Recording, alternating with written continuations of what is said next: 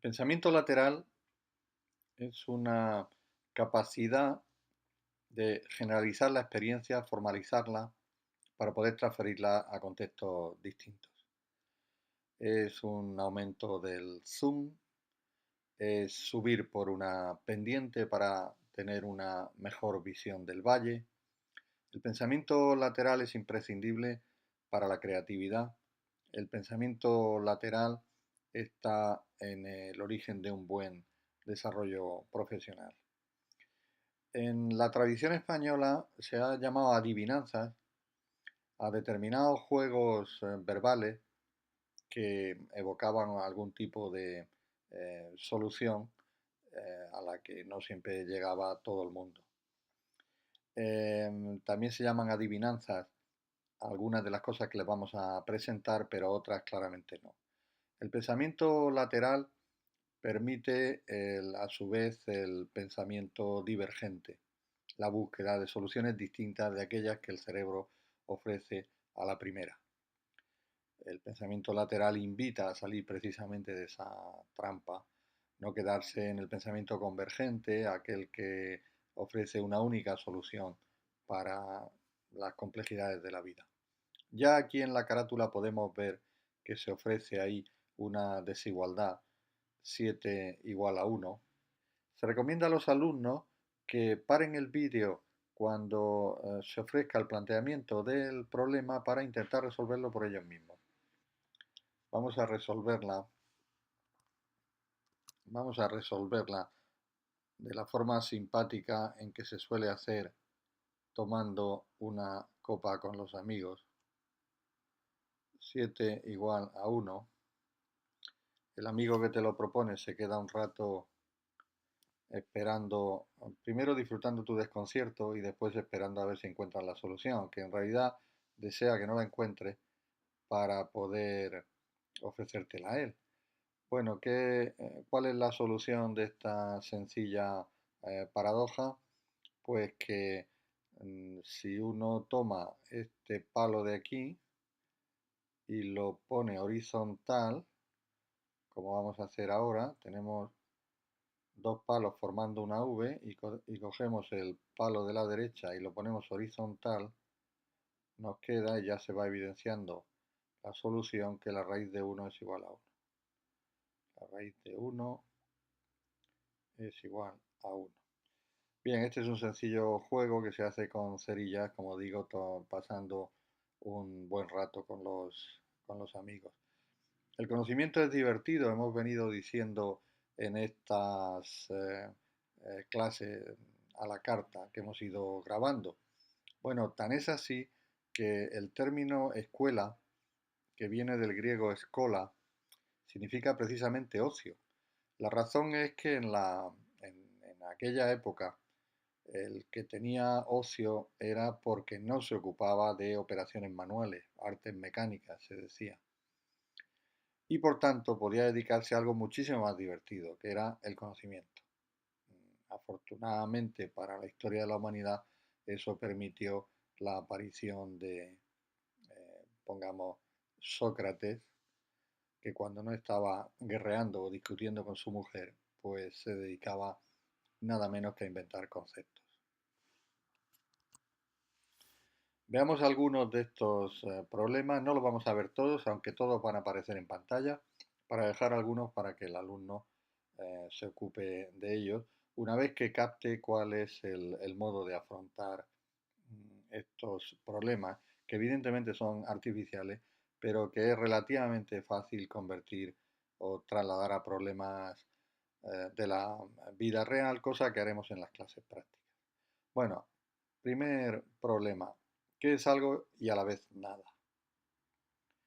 No voy a esperar a que el alumno se lo plantee para no alargar demasiado la grabación. Primero tengo que recordar que con este tipo de problemas es mucho más importante tener la capacidad de percibir cómo uno tiene dificultades y qué tipo de dificultades que la misma solución que viene, por así decirlo, con el entrenamiento. ¿Por qué? Porque en el estudio de las dificultades está el aprendizaje de la solución. ¿Cuál es la respuesta a qué es algo y a la vez nada? Pues la respuesta es algo tan gracioso como un pez. Pues como todo el mundo sabe, un pez es algo y es evidente que un pez nada. ¿Dónde estaba la dificultad si no sé, para el que no haya encontrado la respuesta? Pues en que la voz nada se ha cargado de significado metafísico debido a la voz algo. Algo y nada, opuestos, lo traslada uno a plantearse cuestiones relativas al ser, a la existencia, en definitiva, una primera solución a la pregunta, que una vez que no proporciona la solución, la solución satisfactoria, debe invitarnos a buscar otras soluciones.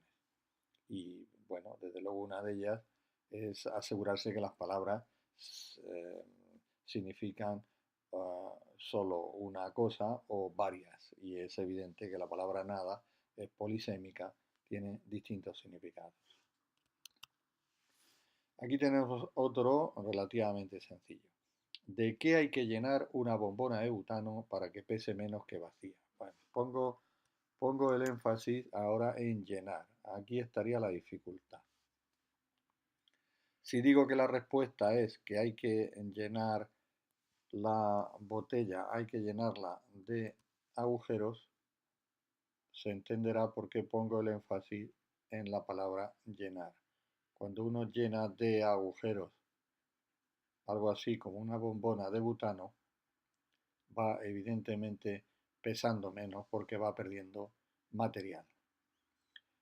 Ponía el énfasis en la palabra llenar porque llenar parece siempre añadir. Y sin embargo, pues el castellano, como otros idiomas, está lleno de posibilidades para eh, ofrecer paradojas del tipo llenar de nada. Y un buen ejemplo en las matemáticas son los números negativos.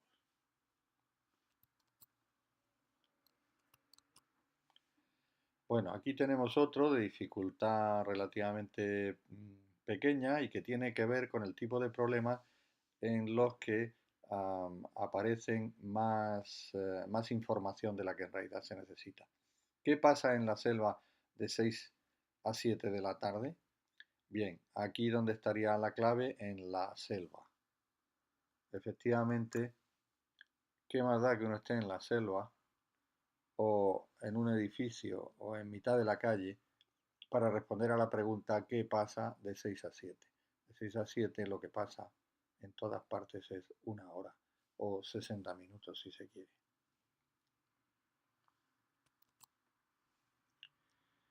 Otra que dejamos en este caso para la solución por parte del alumno que ya habrá cogido alguna pauta para resolverla. Igualmente hacemos con esta, que es relativamente sencilla. Esta, sin embargo, tiene una connotación que merece nuestra atención. Dice así el enunciado. La policía recibe un chivatazo según el cual un sospechoso de asesinato, que se llama Juan, está en una casa particular. Cuando la policía irrumpe en la casa, se encuentra 5 personas jugando al póker. Sin mediar palabra, detiene a una de ellas y se la lleva detenida. ¿Cómo ha sabido la policía quién era Juan sin ningún tipo de información adicional? Bien, el bloqueo aquí se produce por la palabra, retrocedemos, retrocedemos, por la palabra persona que está contaminada por el sexo de Juan. Muchos al afrontar este problema piensan que todas las personas que están en la sala jugando al póker son varones. Sin embargo, si uno abre el zoom, si uno tiene una mirada más amplia, pues obviamente puede considerar, puede replantearse el problema al ver que no encuentran la solución. Así, la primera solución que le ofrece el cerebro es la sencilla y uno, al ver que eso no es satisfactorio, debe buscar una versión más complicada. Como se ve, aplicamos la antinavaja de Ockham, es decir, que, en fin, una propuesta de un filósofo de la Edad Media tardía que proponía que entre muchas teorías que expliquen un fenómeno debemos quedarnos con la más simple. En este caso es al contrario. Si lo primero que el cerebro nos proporciona es una solución única, que estará asociada a la simpleza, porque estará asociada a nuestras rutinas mentales, debemos de hacer una pausa y buscar alguna otra solución. Bien, en este caso está claro que lo que ocurre en la sala donde se jugaba al póker es que de las 5 personas, 4 eran mujeres. Por tanto, la policía no debía dudar. Bien, este lo dejamos para la solución del alumno, en todo caso lo veremos en clase. Este otro también, por mi experiencia, parece claro que su solución es relativamente sencilla y muchos alumnos encuentran la solución eh, de forma relativamente rápida. Este tiene, sin embargo, una lección que merece la pena ser considerada. Dice así el enunciado. Un espía quiere entrar en una instalación militar en la que trabajan también funcionarios civiles. Para ello se aposta con un micrófono direccional en una colina cercana. A las 8 de la mañana aparece el primer funcionario que espera a que el guardián de la puerta le diga la contraseña y el soldado dice 14 y el funcionario responde 7. En consecuencia, el guardián le deja pasar, saludando respetuosamente. 5 minutos después llega el segundo funcionario, al que el guardián le espeta 8 y el funcionario responde sonriendo 4.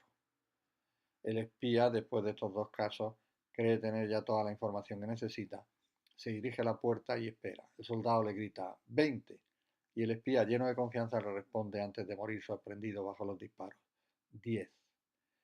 ¿Qué ha fallado en esta situación? Bueno, pues es evidente que el espía no es alumno nuestro. Porque si fuera alumno nuestro, nos habría escuchado decir que cuando en el terreno numérico no hay solución al problema, hay que buscarlo en otros códigos, en otros alfabetos. ¿Les dice eso algo? Es decir, la solución no estaría aquí tanto en que la respuesta de los funcionarios parece ser la mitad de la cifra propuesta por el vigilante, sino que, sino que el número que el vigilante propone tiene las letras, tiene el número de letras que el funcionario responde. Efectivamente, 14 tiene 7 letras, 8 tiene 4 letras.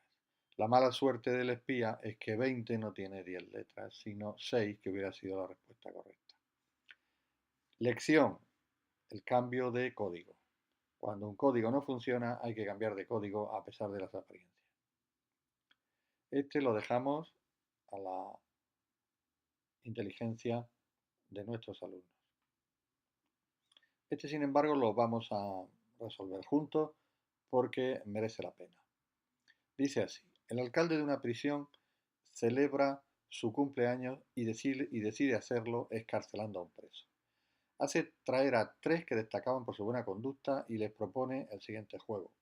Perverso, habría que decir. Aquí tengo 5 sombreros. 3 blancos, vamos a señalarlos. 3 sombreros blancos y 2 rojos. Como esto ha quedado tan mal, lo quitamos. Les voy a poner uno a cada uno de ustedes y el que adivine el color del sombrero que lleva puesto será liberado. Les advierto que si alguien falla será enviado a una celda de castigo después de recibir 200 latigazos con un verdugo, es decir, con una vara verde. Naturalmente esta amenaza la pronuncia el alcaide de la prisión porque quiere evitar que alguien digamos, juegue a la ruleta. Y como saben, en la ruleta hay una opción en la que la probabilidad de acertar es el 50%, que es blanco y rojo.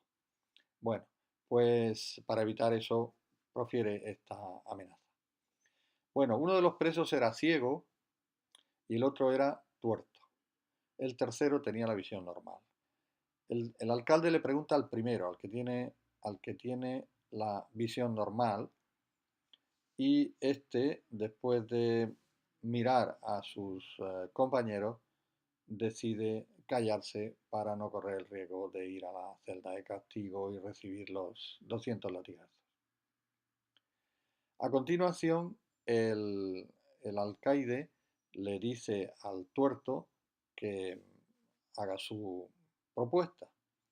El tuerto también se calla. Y el alcaide, al ver que solo le quedaba el ciego, pues decide que los tres se vayan de nuevo a sus celdas, dando por concluido el juego. Sin embargo, el ciego protesta y dice: alcaide, yo quiero tener mi oportunidad. Y el alcaide: pero hombre, ¿tú cómo vas a saber de qué color es tu sombrero sin ver los sombreros de los demás compañeros? Y el ciego le dice: lo sé y se lo voy a explicar. Mi sombrero es blanco. Y el alcaide, al comprobar que efectivamente es así, y al escuchar al ciego la explicación que le da, es decir, que no lo había hecho al azar, lo acaba liberando. Vamos a ver nosotros cómo ha llegado el ciego a esta conclusión y por qué se han callado los otros dos presos. El primer preso observa a sus compañeros y podía haber visto dos sombreros blancos, dos sombreros rojos. Ahora los rellenamos, vamos a hacerlo ya. Dos sombreros rojos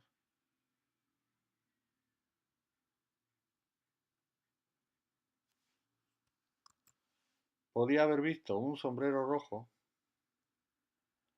y un sombrero blanco. Este sería el rojo. Y finalmente podía haber visto esta otra combinación, que sería un sombrero blanco y un sombrero rojo. Bueno, la torpeza de mis círculos es por la falta de habilidad con la tableta digital. Bien, esto es lo que podía haber visto el, el señor que tiene la vista correcta. De todas ellas, ¿cuál es la que le hubiera dado certidumbre que es del color de su sombrero? Pues es evidente que, vamos a poner otro colorcito, es evidente que esta. Y si se ha callado es porque no ha visto esto. Porque si hubiera visto esto, dado que solo hay dos sombreros rojos, habría pensado que el suyo era blanco. Luego ha debido ver alguna de las otras tres, combinaciones. El señor que tiene un solo ojo sano también se calla. Ya sabe que esta solución ha sido descartada y por tanto él tiene ahora que trabajar sobre las restantes combinaciones. ¿Por qué se calla el tuerto? Pues el tuerto se calla porque no ve en el ciego un sombrero rojo. Porque si él hubiera visto en el ciego un sombrero rojo, sabría que el suyo era blanco. De modo que esta también queda descartada. ¿Y qué soluciones le quedan al ciego para escoger? Estas dos. Y en esas dos combinaciones, ¿qué color tiene el sombrero del ciego? Blanco. Luego, la respuesta del ciego fue: mi sombrero es blanco, y señor alcaide, de este modo es razonado.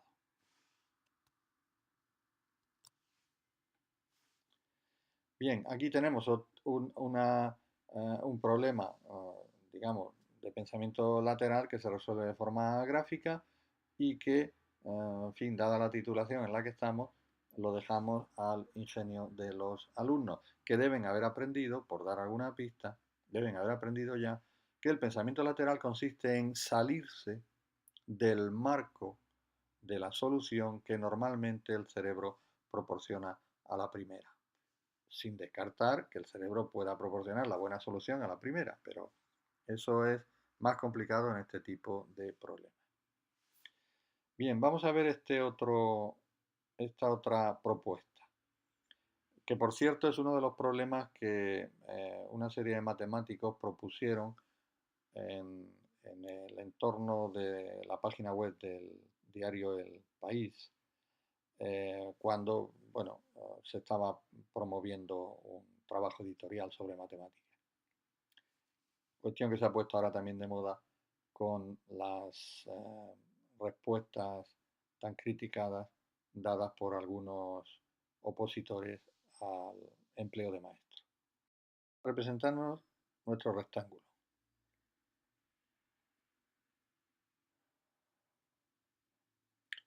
Nuestro rectángulo tiene de base B y altura H. Y está cruzado por una serie de líneas que tienen una peculiaridad.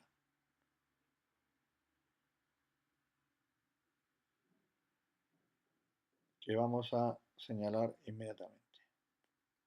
Estas son las áreas A, B y C cuya suma conocemos. A más B más C sabemos que es 4,7 metros cuadrados. Y por tanto sabemos que si del área total del rectángulo B por H restamos 4,7 metros cuadrados, es decir, A más B más C, obtenemos un área que vamos a marcar aquí en color rojo porque su superficie no la conocemos aún.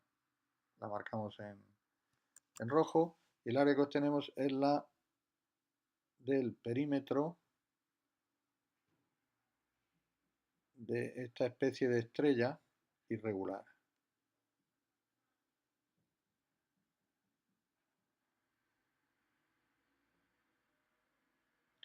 Ese es el área que vamos a rayar. Ese es ese área.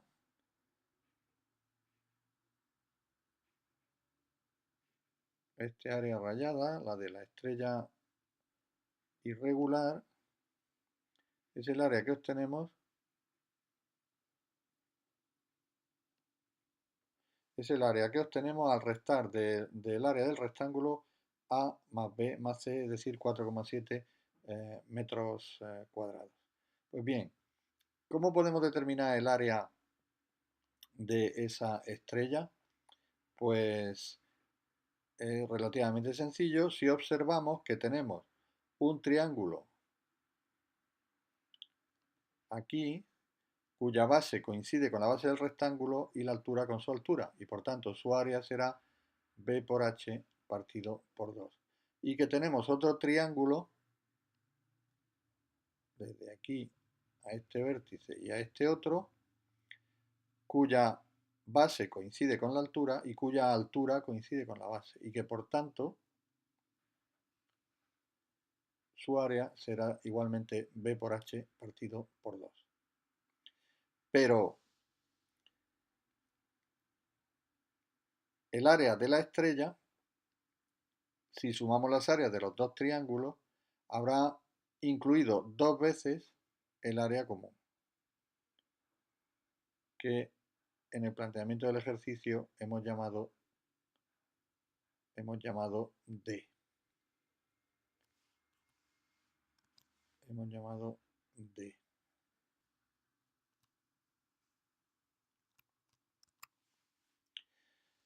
Bien, el área de la estrella será la suma de las áreas de los rectángulos menos una vez el área común D.